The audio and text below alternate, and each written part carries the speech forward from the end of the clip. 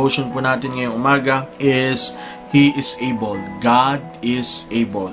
Unang-una po, ang reminder po sa atin ni Apostle Paul ay may kita po natin dito, yung tinatawag po nating spiritual stability. Sabi po sa verse 16, that He would grant you according to the riches of His glory, that to be strengthened with might by the Spirit in the inner man. Alam niyo po, napakahalaga bilang isang manggagawa ng Panginoon na mapapalakas po natin ang ating mga spiritual. Napakahalaga po, no? Ang ating most chiefest concern is our spiritual concern or our spiritual well-being. Lagi po nating tatandaan, although naglilingkod na tayo sa Panginoon, meron po tayong two natures na lagi naglalaban araw-araw. It is the old nature and the new nature. At dito po mga kapatid, nire-remind po tayo ni Apostle Paul at ng salita ng Diyos that we will be strengthened with the might of the Spirit in the inner man. The inner you, the real you, behind the flesh, yung tunay na ikaw, dapat po palakasin yan, yung spiritual. Napansin nyo po, hindi priority ni Apostle Paul ang pera, hindi priority ni Apostle Paul ang talino, but ang kanyang priority, mga kapatid, is the inner man, which is the spirituality, no? At kung sino pong pinapakain natin, kung sino ang pinapalakas natin, yun po ang mananalo. At kadalasan nagpo-fall po tayo, kadalasan ay bumibigay tayo in our flesh, kaya po panatiliin po natin yung spiritual stability. How stable are you in your Christian life? At magigauge po natin yan sa ating prayer life, sa ating Bible reading, sa ating devotion. No, spiritual stability. Pangalawa, may kita po natin yung spiritual intimacy. Spiritual intimacy. The Bible says in verse 17 that Christ may dwell in your hearts by faith, that you being rooted and grounded in love. The word dwell meaning inhabit, no? To feel at home. Si Kristo ba ay feel at home sa inyong mga buhay? Even though naglilingkod na tayo, even though mga anak na tayo ng Panginoon, kadalasan meron pa rin tayong mga reservations. May mga bagay pa rin tayong ayaw ipagalaw sa Panginoon.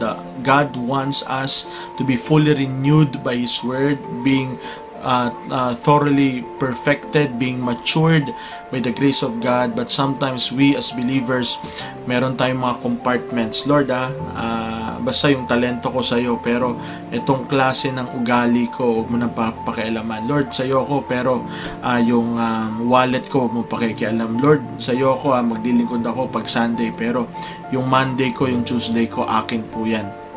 So, parang sa bahay, yung bisita, hanggang sala lang ba siya? Bawal ba siya sa kwarto? Bawal ba siya sa kusina? Bawal ba siya sa CR? Kung ang Diyos bibisita sa bahay po natin, which is our life, no, ano kaya may kita niya sa ating mga sarili? Is God fully welcome in our lives? No? Yes, we accept Him as our Savior, but He is your Lord. Diyos ba natin siya? When we say Lord, He rules everything. And that's the secret of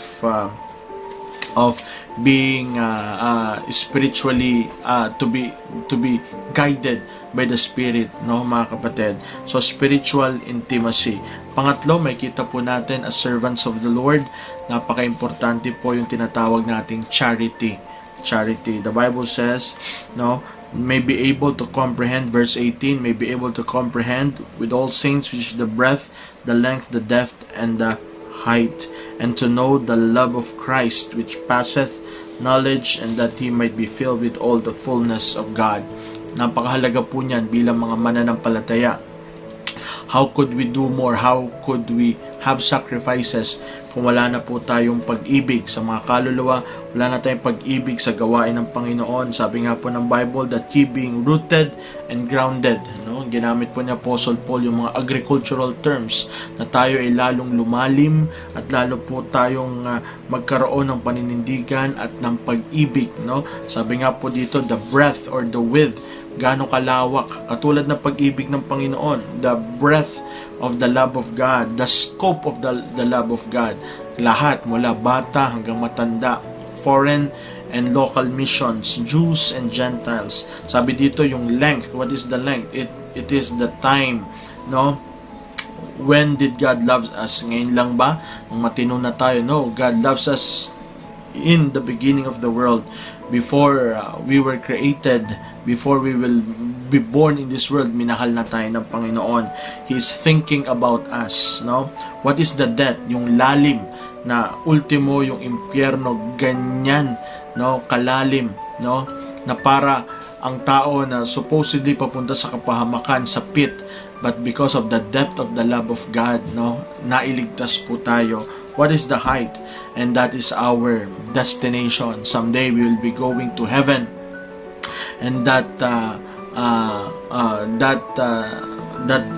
place na makakasama natin ang Panginoon at marirealize natin fully kung gaano tayo kamahal ng Panginoon. So the breadth, the length, the depth, the height speaks of the love of God. Ay how much more po tayo bilang mga mananampalataya, ipakita po natin ang pag-ibig, no? Dapat ang pag-ibig po natin katulad ng Panginoon. God's love is unconditional, God's love is sacrificial, and God's love is non-reciprocal. Ang pag-ibig ng Panginoon ay walang tinitingnang kapalit, hinihinging kapalit. Ito po ay nagsasacrifice. Ito po ay bagay na kung saan talagang mararanasan ng bawat tao na dapat nating ipangaral din naman sa iba. No, remember yung salitang pag-ibig, napakahalaga po 'yan at diyan po tayo magtatagal, no? At lalo po tayong gagamitin ng Panginoon. And of course, number 4, the capacity. What is the capacity? The Bible says, no, unto him that is able, and now unto him that is able to do exceeding abundantly above all that we ask or think, according to the power that worketh in us. How we are able to do more for the Lord, it depends if you are connected to the power source. Kahit anong lakas ng aircon kung di nakasaksak, kahit anong ganda ng cellphone kung wala namang battery. But then, we have the power of the Holy Spirit. You have the Lord with you. We have our God in our side. So, we can do the things sa kalooban ng Panginoon, especially in the ministry, no, in our family, in the people around us, if we are connected to that power.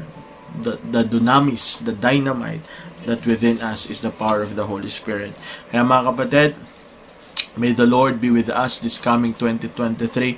Maraming pong salamat sa inyo pong panalangin at suporta dito po sa Bacoor Baptist Church, at pinapanalangin po namin kayo dyan. Pagpalain po kayo ng Panginoon. Let us pray. Our loving Heavenly Father, Lord, we praise and thank you for your word. Bless your word at maging encouragement po sa amin sa bawat isa. Bless, Lord, IBC Naga and all the staff, Pastor Let, and all his family. Thank you, Lord, for giving us this privilege that we could study your word. Bless this day as we perform our respective responsibilities and duties. This I pray in the precious name of our Lord and Savior Jesus Christ. Amen and amen.